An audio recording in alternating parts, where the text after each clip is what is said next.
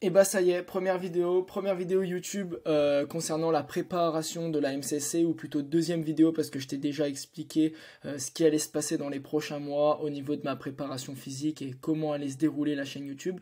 Mais là on rentre dans le vif du sujet, on parle de la programmation, donc tout ce qui est vraiment théorique, tout ce qui est sur le papier, et puis bah tu auras mon aventure présentielle, mon aventure réelle, avec des vidéos, des ressentis, des partages d'expériences. Et puis si jamais je m'entraîne avec d'autres personnes, et bah tu auras aussi le partage des autres personnes avec qui je m'entraîne. Donc là, je vais juste commencer déjà simplement par t'expliquer ce qui s'est passé lors de mes entraînements et dans ma vie sur les 2 derniers mois, surtout sur le début de l'année 2024. Donc simplement, sur ce début d'année 2024, comme je te l'ai dit dans la vidéo de présentation, j'ai fait pas mal de ski de rando pour pallier ce manque de ski de fond et surtout pour me préparer un petit peu plus au dénivelé, à la montée, parce que c'est un petit peu là où je suis mauvais, on va dire. C'est mon point faible, c'est la montée. C'est ce qui me fatigue le plus. Donc j'ai fait pas mal de ski de rando sur ce mois de janvier. Après le 28 janvier, j'ai eu une bonne ampoule au pied, ce qui m'a fait que j'ai arrêté le ski de rando pendant un petit moment. Et puis j'ai refait une petite compète, une montée sèche de 500 mètres de dénive, là, fin février. Au niveau de la course à pied, comment ça s'est passé? Simplement, le corps s'adapte à la fréquence et au volume. Donc je n'ai pas arrêté la course à pied parce que vu que ce n'est pas non plus inné chez moi depuis tout petit, j'ai continué à courir de manière régulière pour habituer mon corps, et même avec un petit peu de recul, même si on est seulement au mois de mars et que je te parle de mes entraînements du mois de janvier, avec un petit peu de recul, j'estime que j'ai pas assez couru. J'ai fait 3 à 4 séances par semaine, mais je pense que j'aurais dû en faire un petit peu plus, pas forcément des séances longues, mais des séances plus courtes, mais plus régulièrement. Et au niveau de la préparation physique, par contre, là, il n'y a aucune évolution. Je me suis toujours entraîné une fois le lundi sur le haut du corps pour pas perdre l'aspect esthétique, on va dire ça comme ça. Et après, le mardi, je fais de la préparation physique, et le vendredi, je fais de la préparation physique. Et ces derniers temps, comme tu le verras, ça s'est un peu plus transformé en réhabilitation parce que j'ai une douleur au genou. Donc du coup, je suis en train de renforcer mon genou, m'attarder réellement sur mon genou pour que cette douleur ne m'empêche pas de m'entraîner et de performer à la MCC, parce que j'ai envie d'arriver performant, c'est mon objectif de l'année. Après le 26 août, je suis en fin de carrière, on va dire, si on peut appeler ça comme ça. Donc j'ai gardé du renfort le lundi, c'est pas tout le temps noté, je le note quasiment pas. Pour vous, je ferai l'effort, je le noterai sur l'application, c'est Nolio d'ailleurs l'application. Je le noterai ici, les lundis, renfort haut du corps pour pas perdre en esthétique.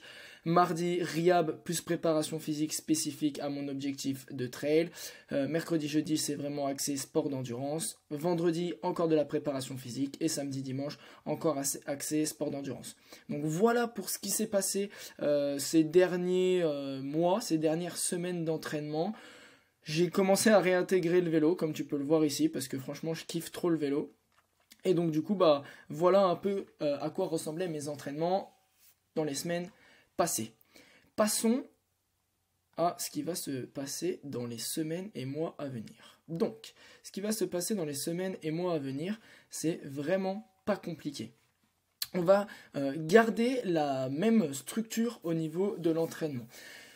Le lundi, ce sera un jour de récupération au niveau des jambes et au niveau énergétique, au niveau des sports d'endurance, parce que je vais juste aller courir, on va dire 5-10 minutes, comme je te l'ai dit juste avant, pour garder du stress mécanique, pour que ce soit régulier.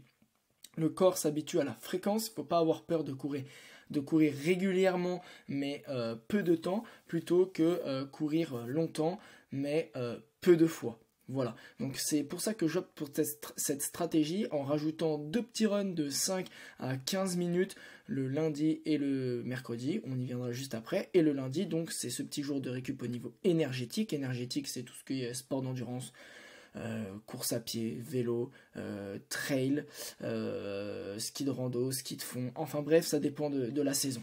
Donc, par contre, j'ai une séance de préparation physique si on peut appeler ça comme ça, ou plutôt de renforcement musculaire du haut du corps. C'est vraiment d'un point de vue esthétique, pur et dur. C'est plutôt axé sur du tirage, de la pull-up, essayer de battre mon record en pull-up pour pourquoi pas réussir à pouvoir tirer une traction à un bras, évidemment pas lesté au poids de corps, ce sera déjà pas mal. On verra l'évolution aussi là-dessus avec une séance par semaine. J'ai eu de beaux progrès avec une seule séance par semaine et un petit rappel le vendredi pour le moment. On verra ce que ça dit là-dessus. C'est pas le gros du travail. Vous verrez que je vous présenterai les séances de prépa sur Strivey juste après, une autre application que j'utilise pour la préparation physique. On y viendra juste après et je vous présenterai pas la séance de push-pull du haut du corps, sauf si ça vous intéresse, vous me le direz et je vous présenterai tout ça. Donc, comment se passent les séances? En haut, là, comment se passent les semaines d'entraînement, pardon. En haut, ici, tu as des petites notes. Simplement, c'est l'intensité de la journée. Quand c'est bleu, c'est le plus simple. Quand c'est vert, c'est un petit peu plus dur. Quand c'est orange, c'est encore plus dur. Rouge, c'est encore plus dur. Et violet, c'est encore plus dur. Donc, c'est écrit ici. En gros, en gris, c'est les récupérations actives ou les récup tout court, sans entraînement. En bleu, c'est les endurances fondamentales, le volume. En vert, c'est tout ce qui est la basse intensité de la haute intensité, si on peut appeler ça comme ça, et je vais m'exprimer sur le sujet juste après. Donc ça va jusqu'au tempo. Si ce n'est pas des termes qui sont acquis pour toi, n'hésite pas à me le mettre en commentaire. Ce sera avec grand plaisir que je ferai une vidéo pour t'expliquer tout ça. En orange, c'est tout ce qui tourne autour du deuxième seuil. On va dire le deuxième seuil, c'est la frontière au moment où tout tend vers l'échec. Passer cette frontière, tout tend vers l'échec, ton effort va être vraiment de plus en plus difficile et tu vas potentiellement t'arrêter. Tout ce qui est en dessous de cette frontière, et on va dire assez simple, c'est des termes à modérer, parce que ça peut être des entraînements aussi très très difficiles. Donc quand je mets pousser SV2, pousser cette barrière, c'est-à-dire qu'on travaille en dessous avec des temps un peu plus élevés. Sur la barrière, c'est qu'on s'habitue à cette allure, à cette fréquence cardiaque, à ce ressenti, en essayant de pousser le temps de maintien à cette allure. Et tirer SV2, ça veut dire qu'on est juste au-dessus de cette barrière, et donc à ce moment-là, on pourrait dire que on est assez proche de l'échec et qu'on va pas tenir très très longtemps. En termes de temps, c'est on va dire une trentaine, quarantaine de minutes de grand max. C'est pile poil ce que j'aurais en visu pour le 10 km. C'est pour ça qu'ici tu peux voir tirer SV2 parce qu'on va travailler spécifiquement. Le HIIT, c'est la haute intensité. La zone 5, si tu as pu déjà l'entendre, c'est ce que la plupart des gens ont l'habitude de faire. PMA, VMA, vitesse critique. Voilà, enfin au-dessus de vitesse critique. Et ensuite, on a les sprints longs et les sprints courts en violet. Donc là, pour ma semaine d'entraînement, comme tu peux le voir, le mardi, c'est SV1 long. SV1, qu'est-ce que ça veut dire? C'est simple. On a deux frontières. La première frontière, c'est le SV1. La deuxième frontière, c'est le SV2. Seuil ventilatoire 1, seuil ventilatoire 2. On va juste appeler ça des frontières pour aujourd'hui. Selon moi, la haute intensité commence dès qu'on a passé la première barrière. Alors, du coup, évidemment, si on est juste au-dessus de cette première barrière, on va pouvoir tenir longtemps, mais selon moi, on a quand même une accumulation de fatigue. Alors que si on est dans un monde un petit peu utopique, en dessous de cette barrière, on n'accumule pas de fatigue. C'est vraiment très grossier ce que je dis, parce que si tu restes 8 heures en dessous de ta barrière numéro 1, je peux t'assurer que tu auras quand même de la fatigue, que ce soit musculaire, nerveux ou énergétique. Donc, le mardi, ça sera du travail autour de ce SV1, juste au-dessus de ce SV1, juste au-dessus de cette première barrière, principalement en trail et en montée, comme je l'ai noté là. Donc la semaine 1, on aura du 30 minutes, et la semaine 3, on aura 2 fois 20 minutes, et la semaine 5, une fois 45 minutes, tout ça pour respecter la surcharge progressive, et en alternance avec des semaines de tempo en descente. Tempo en descente pour s'habituer à recruter les fibres un petit peu plus fortes, et créer de la fatigue avec un autre régime de contraction. Au niveau de la préparation physique, le mardi, comment ça va se passer? Simplement, quand j'aurai le SV1, donc quand le travail sera plutôt énergétique, je accentuerai le travail énergétique le matin pour être focus sur le SV1 le matin. Et l'après-midi, j'irai faire ma préparation physique pour travailler sur mon genou qui est un petit peu défectueux et développer certaines qualités physiques. Et inversement, le jour où je travaille la descente, la semaine où je travaille la descente. La préparation physique sera le matin. Pourquoi? Parce que cette journée-là sera plutôt axée musculaire et nerveux plutôt que énergétique. Donc simplement, on viendra fatiguer le muscle, fatiguer le système nerveux le matin pour ensuite être déjà pas très frais l'après-midi sur le trail. Voilà au niveau du mardi. Le mercredi et le jeudi, comme tu peux le voir, c'est endurance fondamentale, donc c'est des jours light avec plutôt du volume, donc de la longue durée mais à basse intensité. Au niveau du mercredi, pourquoi j'ai mis un everyday run et j'ai pas mis une deuxième séance dans la journée? Tout simplement parce qu'en général, avec Nathan, on tourne les podcasts, donc j'ai pas énormément de temps pour m'entraîner. Donc on va dire, j'ai à peu près entre 1 heure et 2 heures pour m'entraîner. Donc je priorise au niveau du vélo. Évidemment, c'est à réajuster en fonction de la météo et du temps que j'ai réellement à disposition. Donc voilà au niveau du mercredi, c'est simple. Maintenir de la fréquence au niveau de la course à pied de manière régulière, avec peu de volume oui, mais beaucoup de fréquence, et avoir une grosse sortie au niveau du vélo en endurance fondamentale light.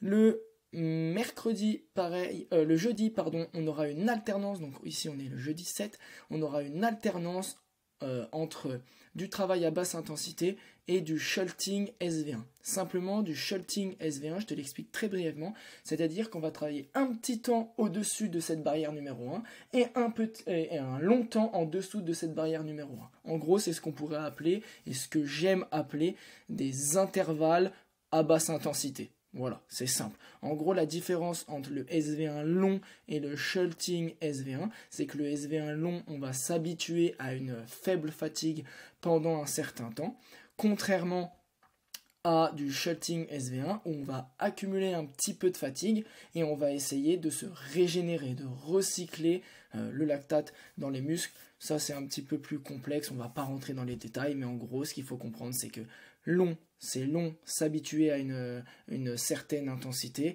alors que shunting, c'est des intervalles au-dessus, en dessous, au-dessus, en dessous, fatigue, récup, voilà.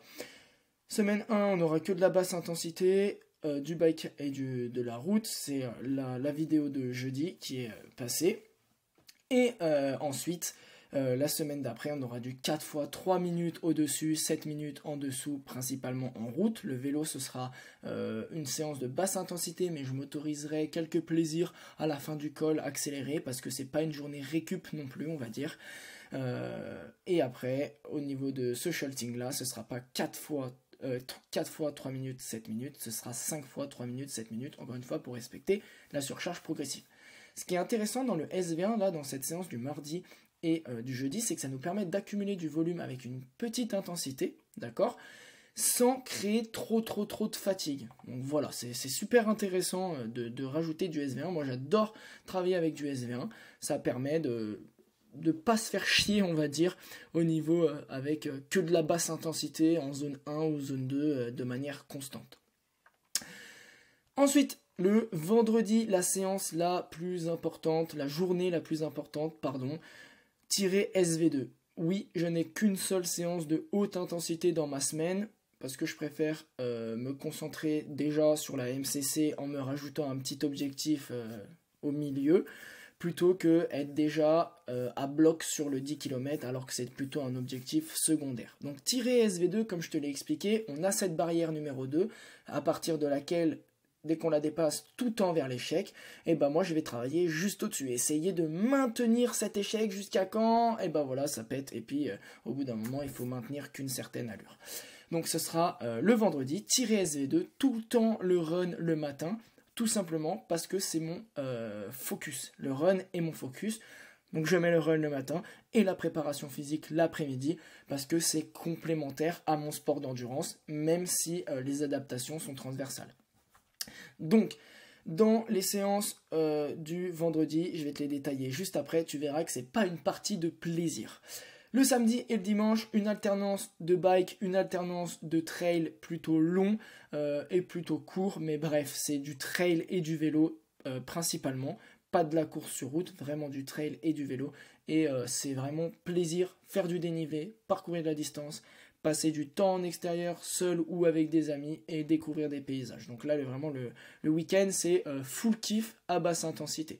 On rentre dans donc notre pilier central le vendredi pour se préparer aux 10 km qui aura lieu soit le 6, soit le 7 avril, où on viendra justement travailler, on viendra essayer de battre le record de 10 km, mon record de 10 km, qui en réalité n'existe pas. Je n'ai pas de record sur 10 km, je veux juste me lancer ce challenge de passer sous les 38 minutes, ça fait 3,48 au kilo, on verra ce que ça donne.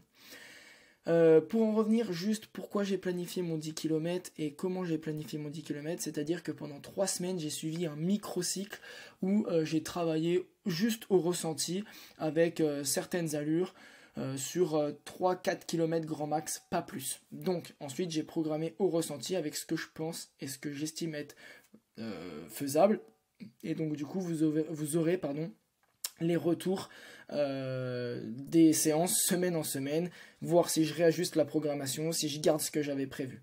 Enfin bon, la première semaine, c'est simple, on aura un échauffement, mon échauffement il est là, je ferai bientôt une formation d'ailleurs sur l'échauffement, un petit programme échauffement pour les sports d'endurance. Si tu es intéressé, n'hésite pas à me contacter. Et après, j'aurai donc la séance d'intensité. J'ai oublié de mettre les RPE, donc je vais vous les dire à l'oral, mais en gros, j'aurai 2 km d'affilée entre 3,30 et 3,33, 1 minute de récup. Je te laisserai lire tout ça tranquillement. 1 km, 1 minute de récup, 1 km, 45 secondes de récup, 1 km, 30 secondes de récup, 1 km, et c'est fini. On aura déjà tapé un bon 6 km à haute intensité. Le RPE sur les intervalles, il se situe entre un 8 et un 9, 9,5 on va dire. Je sais que je suis un fou, que je sais pas me maîtriser, donc moi j'opte pour un positive split. Positive split, qu'est-ce que ça veut dire? Ça veut dire que ton allure augmente. D'accord? Donc ta vitesse diminue. L'allure et la vitesse, c'est inverse. Donc l'allure augmente, la vitesse diminue. Simplement, donc c'est pour ça que là, comme tu peux le voir, j'ai planifié. Je cours vite au départ, et puis au fur et à mesure, au fur et à mesure, l'allure augmente progressivement, donc la vitesse diminue. Au niveau de la récupération, ça sera soit de la très très basse intensité, soit de la récup passive, assis ou debout sans rien faire, plutôt debout mais où je ne fais rien. Donc voilà, simplement au niveau de la récupération. Pourquoi j'ai opté sur des récupérations aussi courtes? Tout simplement pour essayer de m'habituer à courir à haute intensité sans prendre trop de récupération et de faire plutôt moins haut en intensité mais avec moins de récupération, ce qui sera un petit peu plus juste par rapport à l'échéance. Voilà pour cette séance numéro 1.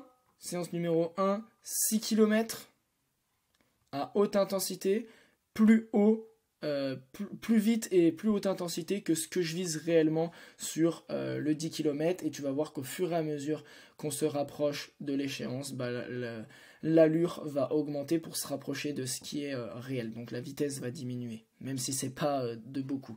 Là, j'ai mis les RPE, on est en semaine numéro 2. Simplement, qu'est-ce que j'ai fait? Surcharge progressive, j'ai augmenté un petit peu le nombre de kilomètres, j'ai allongé la durée des intervalles. Et par contre, en revanche, pour pallier à ça, j'ai diminué la vitesse. D'accord? Je pars un peu plus sur quelque chose d'un peu plus soutenable plutôt que la séance d'avant. C'est un peu plus un challenge. J'ai essayé de maintenir un 3,30 au début, puis en allant de manière dégressive, diminuer la distance, diminuer le temps de récupération et diminuer la vitesse à laquelle je cours. Parce que mon objectif, c'est de partir vite. Et puis essayer de maintenir et jusqu'à quand je pète et je ralentis naturellement sur ce 10 km. Parce qu'en réalité, 35 minutes, ça va, on peut péter, on va dire. C'est pas comme si tu pars sur 4 heures. Donc là, pour cette séance numéro 2, on a 4 km assez fort avec un RPE 9, comme tu peux le voir. Donc on va dire 15 minutes assez haut. Je sais que je bats très très haut. D'ailleurs, je travaille que au RPE et à l'allure. Je cale mes BPM par-dessus sur la haute intensité. En revanche, à la basse intensité, je cale pas du tout d'allure, je cale un RPE et plutôt je cale des BPM, et par-dessus ces BPM, je cale un RPE. Parce que je commence à bien me connaître. Je sais que ma zone 2 est entre 125, 135 BPM, aux alentours de 140, 145, je suis en haute zone 2, 150, 155 BPM, on commence à être sur un bon seuil, que je peux maintenir longtemps, mais qui commence à plus me fatiguer, et au-delà de ça, ça commence à être difficile. Là, si je dois pronostiquer un peu la fréquence cardiaque moyenne de mes intervalles ou de la séance, enfin pas de la séance, mais de la haute intensité, on va dire, je pense sur du 15 minutes, un RPE 9, je peux battre à 190, 192 BPM de moyenne. Donc voilà, on verra la cinétique de la fréquence cardiaque, mais je me cale à la montre, je regarde l'allure, j'essaye de maintenir l'allure, et on voit le RPE, qu'est-ce que ça dit, et comment répond la fréquence cardiaque. De toute façon, on analysera tout ça. Pareil, la récup qui diminue, et en revanche, on a un petit peu plus de distance au niveau des intervalles, des prochains intervalles, et cette fois-ci, j'ai opté pour commencer en dessous de mon allure cible, mais finir au-dessus. Voilà, donc je finis au-dessus, et à la fin, à chaque fois, j'ai un petit cooldown de 20 minutes. Voilà pour la séance numéro 2. Séance numéro 3, c'est un peu une séance clé, même si j'aime pas trop ce terme, il n'y a pas de séance clé, toutes les séances sont égales. La séance clé, c'est simple, j'ai opté, je vais tester un truc. Je vais faire 5 km un petit peu en dessous de mon allure cible 10 km pour voir ce que ça dit. Donc on va dire entre 17 et 19 minutes à un RPE 9. On va voir la cinétique de la fréquence cardiaque pareil par rapport aux semaines précédentes. Ces 3 semaines sont calées. Je réajusterai dans l'entraînement, mais je ne retoucherai pas la programmation. Simplement parce que j'ai envie de voir de quoi je suis capable et est-ce que ma programmation est bien faite. 5 km très très vite, plus haut que mon allure 10 km, sachant que si je tiens ça, je bats mon record 5 km qui datait il y a plus de 4-5 ans, donc voilà, c'est plus à jour, mais ça sera cool de voir les progrès.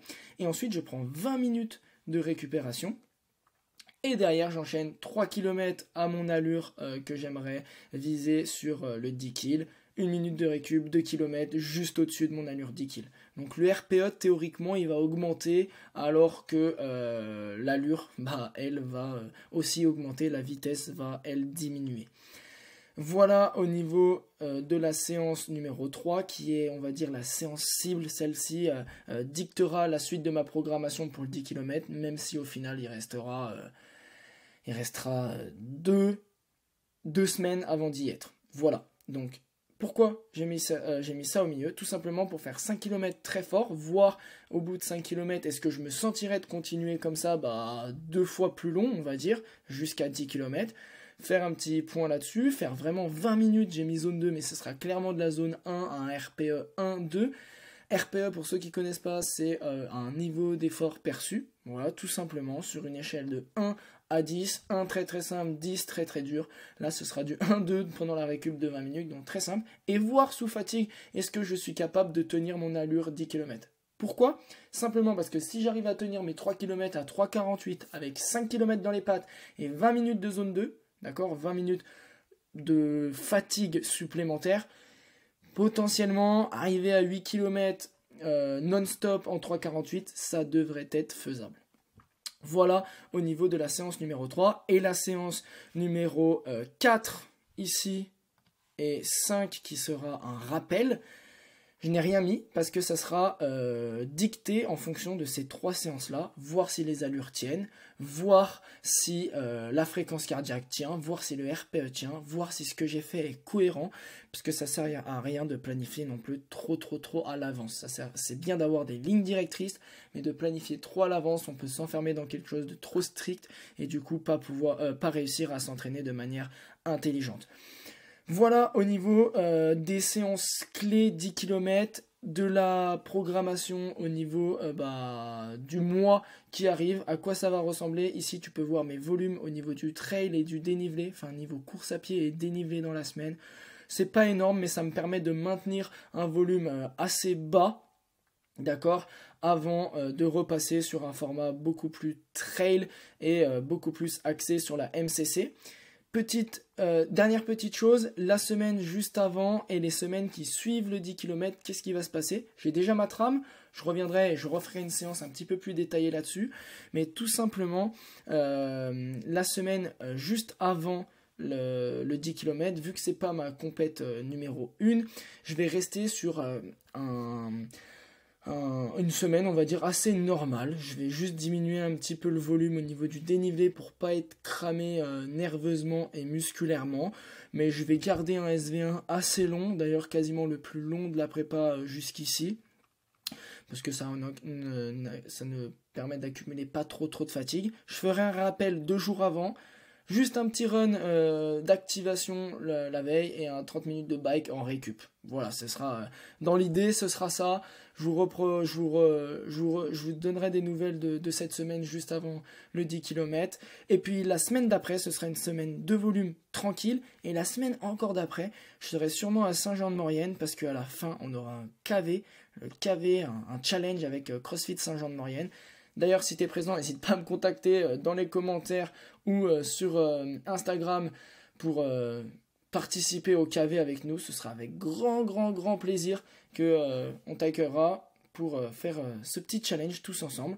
Donc du coup, ce sera une semaine plaisir. Semaine plaisir, qu'est-ce que ça veut dire? Ça veut dire un entraînement cadré au niveau du volume et de l'intensité, mais pas forcément un sport de défini. Si j'ai envie de faire du ski, je fais du ski. Si j'ai envie de faire du vélo, je fais du vélo.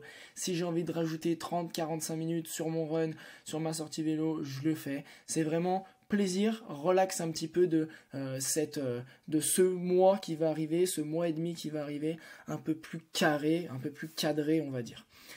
Voilà au niveau de la prépa, enfin de la programmation des sports d'endurance, vélo, trail, course à pied sur route et principalement sur ce challenge de 10 km. Parce que juste après ce challenge, je me mets vraiment en mode trail. Et là, bon, tu peux voir que j'ai même pas fait de brouillon. Je m'y mettrai d'ici là et tu auras l'évolution de tout ça. Mais à partir de ce moment-là, on va commencer un peu plus à rentrer dans le trail, des plus gros volumes, au niveau volume horaire, des plus grosses fréquences. Peut-être ajouter une séance de run et passer à 6 séances de run dans la semaine, de vrais runs, pas des everyday runs comme je le mets ici. Commencer à mettre de l'intensité spécifique ou à finir sur quelques intensités et surtout, travailler sur mes points faibles parce que je suis très mauvais sur l'alimentation, très mauvais sur les vêtements, j'ai plein d'irritations, donc voilà, ajuster ces petits détails et ça commence longtemps avant l'échéance, c'est pas une semaine avant qu'il faut se dire qu'est-ce que je pourrais faire. Donc voilà, tester les goûts au niveau alimentaire, tester la dose, la quantité de glucides, de lipides, voilà, durant l'effort, voir ce que ça dit. On verra, tout ça je vous tiendrai au courant de toute façon, mais c'est pas d'actualité. Pour le moment, focus 10 km, voilà ce qui se passe dans le mois qui arrive. Beaucoup de basse intensité, un petit peu de travail autour de la frontière numéro 1, et un gros travail spécifique sur le 10 km le vendredi. En gros, si tu veux une vue d'ensemble, le lundi c'est récup, le mardi c'est un travail qualitatif au niveau du seuil numéro 1, le mercredi, jeudi c'est basse intensité ou un petit travail encore plus qualitatif que le mardi au niveau du seuil numéro 1. Le vendredi, je m'explose la gueule, il n'y a pas de stop, c'est vraiment vas-y, fais-toi plaisir mon coco. Le matin, run à bloc, l'après-midi, prépa à bloc, tu verras que dans la prépa que je te présente juste après, c'est pas non plus des cadeaux. Et ensuite, on a le week-end en volume, et etc. pendant 5 semaines. Et je te représenterai la suite évidemment. Et n'hésite pas à suivre les vidéos du vendredi parce que là, c'est sur papier, c'est la théorie, mais après, il y aura la pratique où là, je te montrerai l'inside des entraînements parce que là, je te parle devant un PC, c'est bien sympa, mais je peux t'assurer que ces séances-là, je pense que je vais être bien rouge, avoir la FC bien élevée. Et d'ailleurs, je t'analyserai les séances pour que tu comprennes un petit peu tout ce qui se passe. On passe tout de suite à la préparation en salle. Préparation en salle, comme je te l'ai dit, il n'y aura que le mardi et que le vendredi.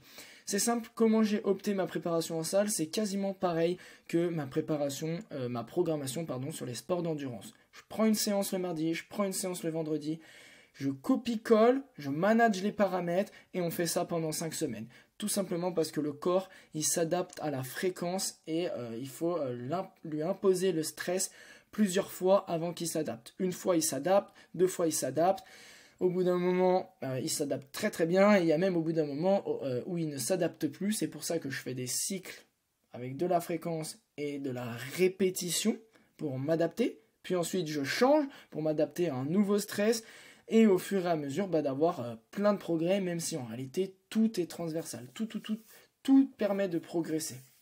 Donc, introduisez du renforcement dans vos semaines. Si vous êtes sportif d'endurance, ce sera que bénéfique.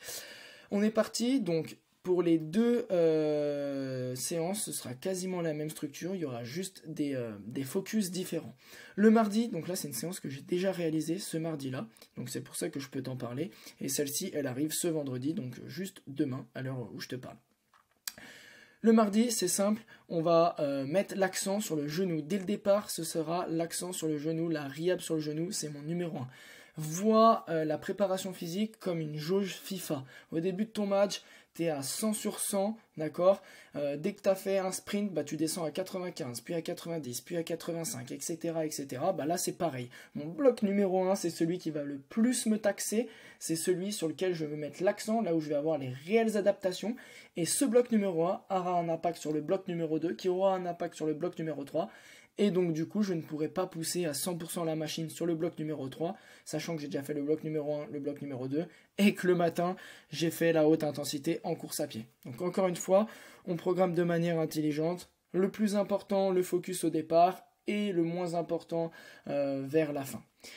Simplement, continuer la rehab sur le genou, développer la jambe, ce que j'appelle la jambe, c'est mollet, fibulaire, cheville, pied, voilà, parce que je suis vraiment pas très fort là-dessus. Travailler un peu de la force maximale sur le front squat en alliant tout ça sur le mollet, la cheville et le pied. Et finir par un peu de stretch, pas forcément à la salle, mais plutôt peut-être à la maison. Simplement, le bloc numéro 1. Donc quand je mets 1, c'est le bloc. A, ça veut dire que c'est suivi. A, B, ça veut dire que je fais ça, puis ça, etc. 2, 3, etc. Tu as les couleurs pour te guider. Je vais commencer déjà par travailler sur ma rotation interne au niveau du genou, parce que tu le verras dans la vidéo sur le testing articulaire avec mon ami Nathan, que je manque de rotation interne sur le genou, ce qui peut potentiellement créer ces douleurs. C'est juste une hypothèse. Je vais améliorer la fonction de mon genou, voir si ça soigne mes douleurs, parce que ces derniers temps, j'ai pas mal travaillé sur la flexion, extension du genou. Ça a bien amélioré mes douleurs, j'ai bien géré mon volume, géré le stress mécanique que j'inflige à mon corps, et j'ai une belle progression, beaucoup moins de douleurs, je peux pousser un petit peu plus loin la machine. À voir si je continue là-dessus, est-ce que je vais beaucoup mieux et que je peux totalement oublier cette douleur au genou, même si ce sera toujours ancré en moi, que j'aurai une petite fragilité au genou, à ne jamais laisser les zones qu'on a déjà été douloureux dessus. Donc, tout simplement, le genou, je vais travailler avec un Pels Rail, c'est vraiment un développement articulaire. Si tu ne sais pas ce que c'est, je te ferai peut-être une vidéo dessus, mets-le-moi en commentaire encore une fois. Si tu as des questions, tu veux des approfondissements, n'hésite pas à me le mettre, vraiment, c'est avec grand plaisir que je répondrai. Donc, un Pels Rail en rotation interne du genou. Je focus la rotation interne du genou et j'enchaîne directement avec un ATG Split Squat. ATG Split Squat, qu'est-ce que ça veut dire ? C'est un squat, une fente en avant avec le genou loin en avant des orteils. Tu verras tout ça dans les vidéos et je maintiens la position en statique. Je maintiens avec une charge ou sans charge en fonction du temps de travail. Là, on commencera par 1 minute et au fur et à mesure, on diminuera le temps de travail, mais on maintiendra la même intensité. Donc, logiquement, j'augmenterai la charge avec laquelle je travaillerai. Donc voilà, c'est un enchaînement. On travaille sur la rotation interne et la flexion du genou, les deux fonctions qui sont les plus douloureuses pour moi. Le CC squat, tout simplement, c'est un petit challenge, travailler avec du tempo, finir au niveau de la flexion de genou en réintégrant tout ça dans du dynamique et aussi en intégrant la hanche dedans, parce que sur le CC squat, je le ferai d'une manière à garder la rétroversion du bassin, garder le bassin actif pour créer un plus gros stretch au niveau des quadriceps, l'avant de la cuisse, d'accord ? Tu verras tout ça en vidéo, de toute façon, t'en fais pas si c'est un peu chinois ce que je te raconte. Et ensuite, j'alternerai ma récup avec du tripode isométrique, maintien isométrique sur un pied pour chauffer les muscles du pied. Dit comme ça paraît simple, je peux t'assurer que c'est difficile. Vraiment, c'est pas une partie de plaisir, ça chauffe vraiment bien. Et ensuite, on finit sur du front squat de la force maximale. Donc logiquement, vu que j'aurais déjà fait 2 blocs avant à haute intensité, plutôt à haute intensité nerveuse et musculaire, et en réalité, ma force max ne sera pas exprimée à 100%, j'aurai de la fatigue qui sera accumulée. Donc c'est un petit peu faussé, ça tombe bien, c'est juste du renforcement, c'est pas mon point spécifique. Et comme je l'ai mis ici, la récupération, je travaillerai sur les fibulaires et sur la cheville, principalement avec des calf raises, des élévations de mollets lors de la récupération. On passe au vendredi, tu vas voir que c'est quasiment similaire, je prends les mêmes et je réitère. Et juste je modifie 2-3 trucs. Donc là, on a travaillé genoux, challenge genou plus pied, force max plus jambes, mollets, chevilles, pieds. Et ici, c'est simple, on va réitérer exactement le même bloc sur le genou parce que je veux mettre la répétition sur ce qui fonctionne, ce qui me fait du bien. Donc au niveau de la rotation interne et de la flexion, je réitère la même chose, ça me permet de prendre de l'expérience et de tester entre les 2 jours sur lequel je suis mieux, réajuster la charge, réajuster la position, voilà, vraiment être plus focus, je l'ai fait une fois, je le réitère, je suis mieux. Et ensuite, la suite de la séance change. La suite de la séance, c'est un triset enchaînement de 3 exercices. Premier exercice, le deadlift pour renforcer la chaîne post, parce que si tu l'as bien vu dans la séance du mardi, je ne le fais pas du tout. Donc là, on met l'accent sur la chaîne post, puisqu'elle intervient en numéro 2, donc j'ai encore de l'énergie pour être bien dessus. Le deadlift, j'adore ça en plus, donc ce sera avec plaisir que je le ferai. Deadlift, du lourd, tu verras les entraînements suivis de l'isométrie overcoming en flexion de genou. Donc en gros, je viendrai avoir les jambes quasiment tendues et je viendrai forcer contre un support pour essayer de fléchir mon genou. Super pour développer la force en fin d'amplitude. Et je finirai par du seated good morning. Pareil, j'aimerais bien réintégrer ce mouvement. C'est un mouvement que j'aime bien. Donc avec un tempo assez lent et voir ce que ça peut dire. Je prends un peu de récup et je réitère tout ça 3 fois. Ensuite, au niveau du 3e bloc, c'est simple. On aura de l'overcoming pour pas laisser la force de côté au niveau du squat, principalement sur du back squat et sur une angulation là où je suis faible. Donc de l'overcoming, encore une fois, c'est je pousse contre un support. Tu auras tout ça en vidéo, ne t'en fais pas si je te parle chinois. Et ensuite, je viendrai travailler sur mes mollets et sur, du coup, toujours mes mollets, mais plutôt d'un point de vue élastique avec de la pliométrie. Pliométrie, pense à un ressort. C'est sauter, essayer d'être raide au sol, que ça aille vite, bing, bing, bing. Donc voilà, tout simplement, enchaînement, overcoming, mollet lent, pliométrie, et je finis par mon tripode isométrique. Je le manage d'une autre manière. À la fin de la séance, c'est moins important. Je le fais de manière isolée, contrairement au mardi, où je le fais enchaîner avec le sissy squat et ça me sert de récupération. Et encore une fois, le stretching à la fin. Et voilà. Donc après, tu verras que chaque semaine, il y aura certains paramètres qui seront changés, le nombre de répétitions, l'intensité, le ressenti, le temps de maintien, la charge utilisée, bref, c'est que du management maintenant. Les séances sont faites, les séances ont été testées à l'avance, j'ai déjà testé les séances. Avant l'évolution, normalement c'est des séances qui me prennent à peu près 1 heure, 1 heure et quart. Voilà, et sans chômer. J'espère que cette vidéo de présentation t'aura plu, même si elle est assez longue. Ça m'a permis de te présenter, moi, comment je vois la suite de ma préparation physique en intégrant ce petit objectif secondaire qui est 10 km. C'est vraiment un objectif plaisir, un objectif challenge, voir de ce que mon corps est capable.